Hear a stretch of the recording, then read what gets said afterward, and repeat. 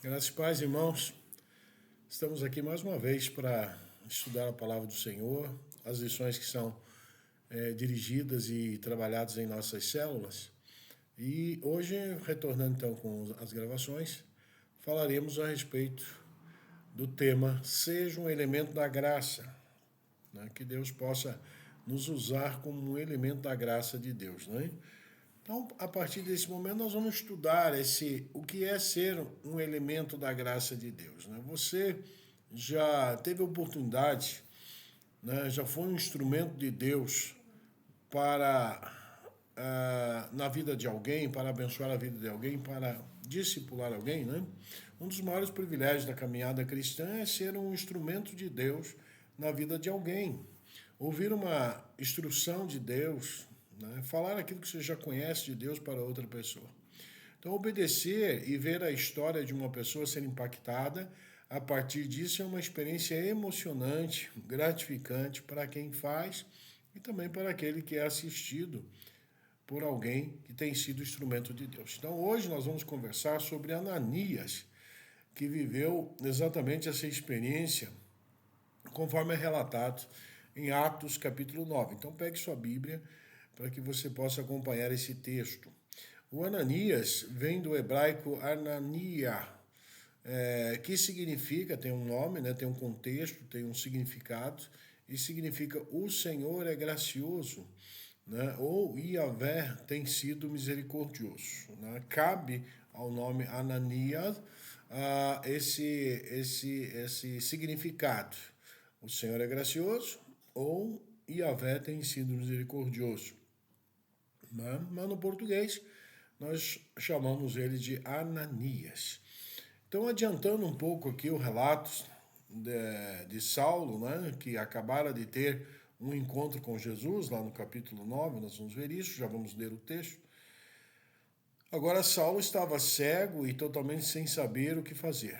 Ele estava em uma situação inédita e não tinha condições de resolver os seus problemas sozinhos. Quando, ao nos reconhecermos impotentes e incapazes, clamamos por ajuda. A graça de Deus entra em ação, providenciando o socorro necessário, e muitas vezes Deus convida um dos seus servos para ser o elemento dessa graça, né? Para ser o elemento dessa orientação que precisamos. Então, Ananias foi um canal do Senhor na vida de Paulo. Ananias foi chamado por Deus para ser um elemento da graça na vida de Saulo, né, que mais tarde passa a chamar Paulo. Eram os dois nomes dele. Ele tinha o nome de Saul, ou Saulo, e Paulus, que era romano, né, e ele era da cidade de Tarso, então ele era conhecido como Saulo de Tarso. Ananias, então, estava ali separado para realizar essa grande missão e seu nome refletia isso, pois, através da vida de Saulo, provou literalmente que o Senhor é gracioso. O apóstolo Paulo é um ícone do Evangelho, onde Deus usou esse servo, ele até mesmo chama de vaso escolhido, para promover o Evangelho aos gentios. Né? Isso significa que qualquer pessoa não judeu, ele é chamado, classificado, não é pejorativamente, mas classificado como gentil, por não pertencer à nação de Israel. Então nós somos gentios, né? Qualquer outro que nasça fora do território israelita, que não seja um israelita, é um gentil. Então, essa é uma pergunta extremamente relevante, né? Qual é a pergunta? O que teria acontecido com Saulo se Ananias não tivesse atendido aquele chamado específico de Deus? O que queria acontecer com Saulo se ele não tivesse sido alcançado ali pela pessoa de Ananias e auxiliado por ele? Então, aqui o primeiro momento da leitura de Atos será o capítulo 9, do versículo 3 ao 9. E diz assim: seguindo ele, estrada fora, isso é Paulo, né, o Saulo, ao aproximar-se de Damasco, subitamente uma luz do céu brilhou ao seu redor. Ele caiu por terra e ouviu uma voz que lhe dizia: Saulo, Saulo, por que me persegue? Saulo perguntou: Quem és tu, Senhor? E ele respondeu: Eu sou Jesus, a quem você persegue. Levante-se, entre na cidade, lá lhe será dito o que você deve fazer. Os homens que viajavam com Saulo pararam emudecidos, ouviam a voz, mas não viam ninguém.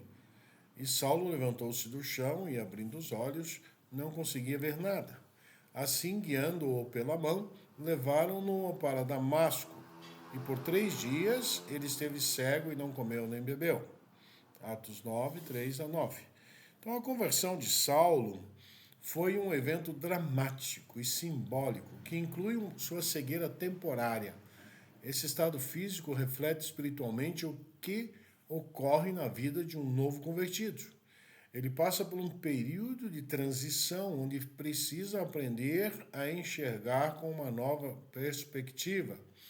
Quando uma pessoa tem a experiência com Cristo, sua vida é impactada e ela deseja crescer na fé, conhecimento e obediência. No entanto, o início da caminhada é extremamente desafiador e a pessoa fica perdida e sem referências, precisando ser auxiliada por alguém que já caminha com Jesus.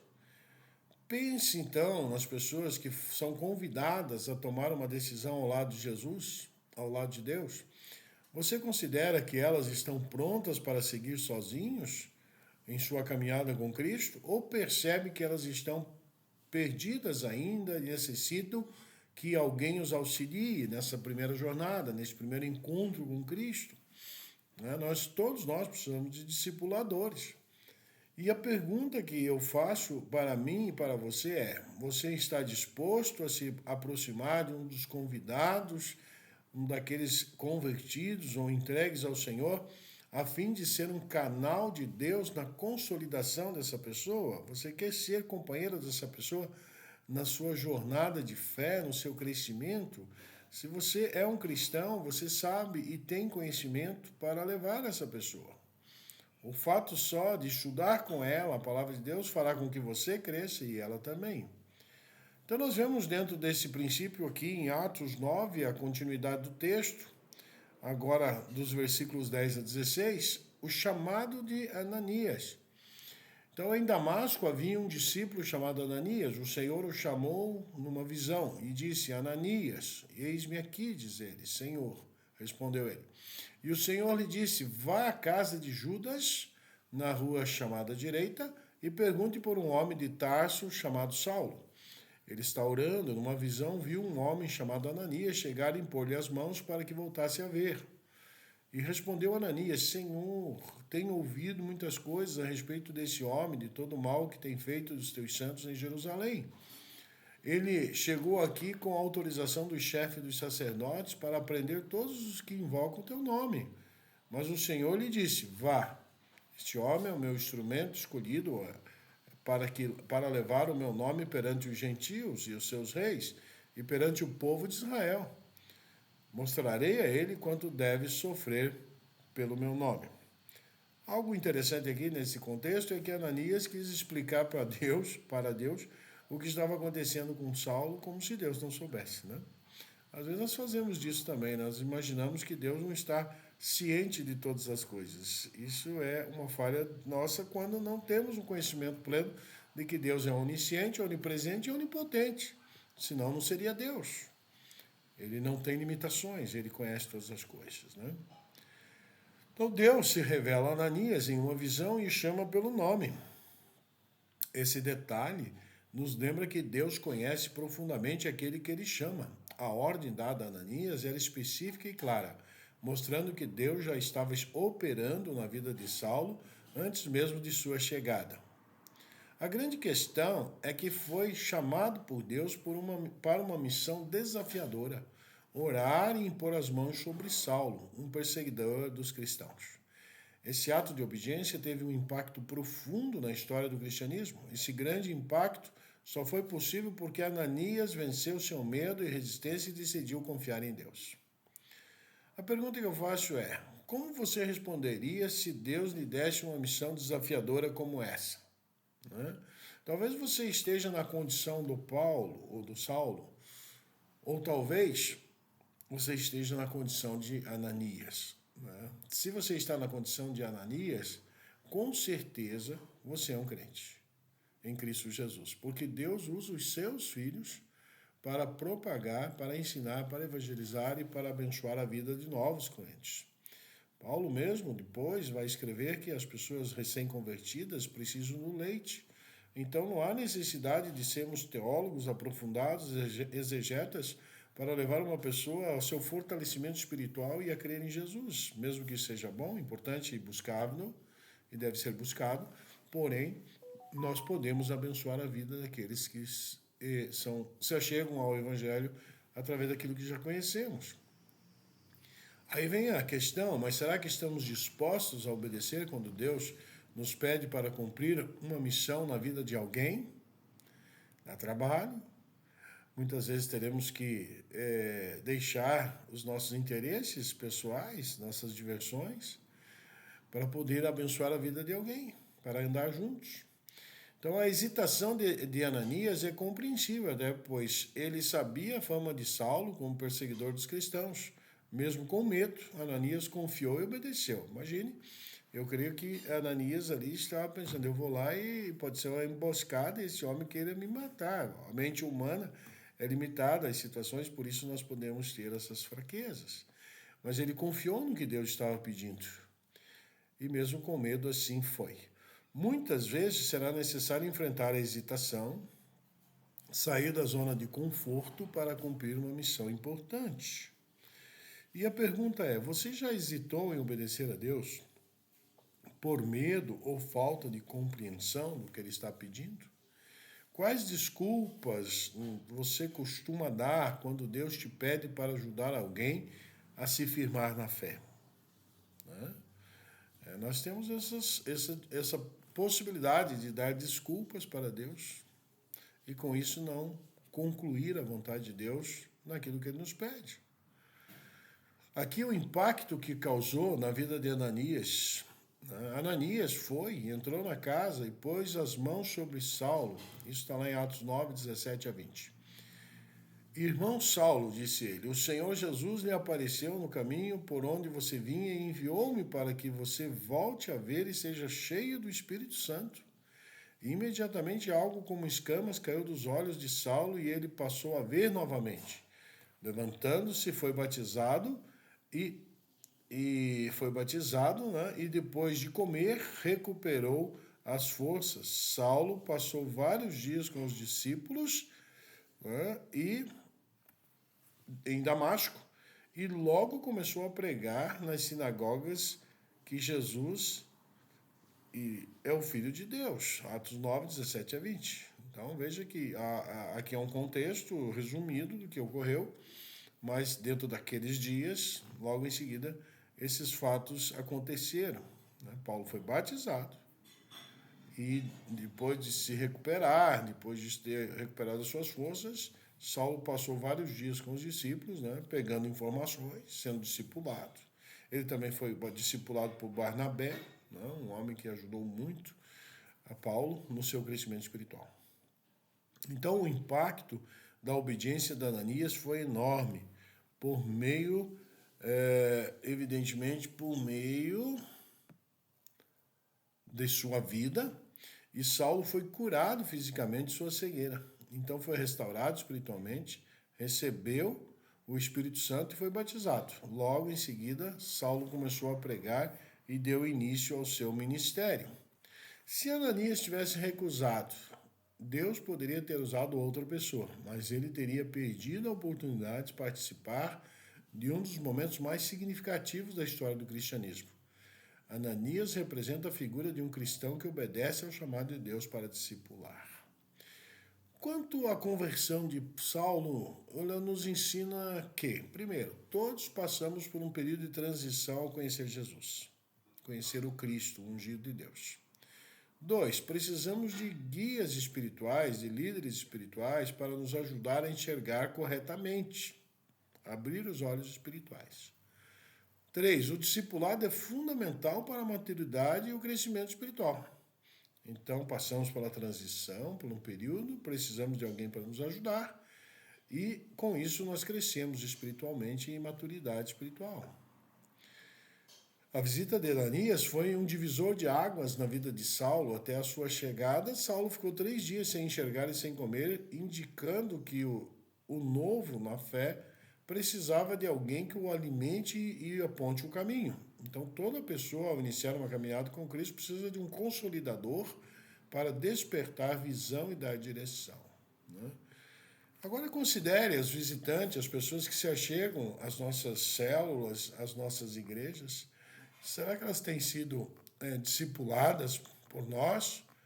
Não é função primordial e única do pastor discipular. É de todos nós que somos crentes em Cristo Jesus, né? Todos nós podemos e temos experiências com Deus e sabemos como trabalhar. Então, a maioria das pessoas tem uma experiência significativa com o Senhor. Muitos tomaram a decisão ao lado de Cristo. Entretanto, ainda estão espiritualmente cegos, famintos e perdidos. Não sabem como crescer espiritualmente e não conhecem profundamente esse Jesus que apareceu para eles. A grande questão é que quem serão os Ananias que vão trabalhar para integrar essa pessoa, ou essas novas pessoas, novos irmãos em Cristo, no corpo de Cristo? Quem serão aqueles que vão trabalhar? E a pergunta que é importantíssima: você está disposto a visitar um dos novos irmãos que chegaram agora para conviver com Deus diante da igreja local, diante das células, né? Se você está disposto, ore, peça a Deus que te dê coragem, discernimento e oportunidade. É extraordinário, não é verdade? Ser um elemento da graça de Deus, ser um Ananias na vida das pessoas para alcançar, consolidar e discipular as pessoas. Então, que possamos aprender com Ananias e responder: eis-me aqui, Senhor. Mesmo quando o chamado parece desafiador, a história de Ananias, ela vai nos ensinar que Deus chama pessoas comuns para missões extraordinárias. O medo não deve nos impedir de obedecer à voz de Deus, e a nossa obediência pode transformar vidas e influenciar gerações. Assim como Isaías disse: eis-me aqui, envia-me a mim. Agora, Ananias, um pouco relutante, deu a mesma palavra: eu irei, e foi, e assim o fez. Então, que Deus possa falar conosco através desse desafio que temos como tema do nosso estudo dessa semana.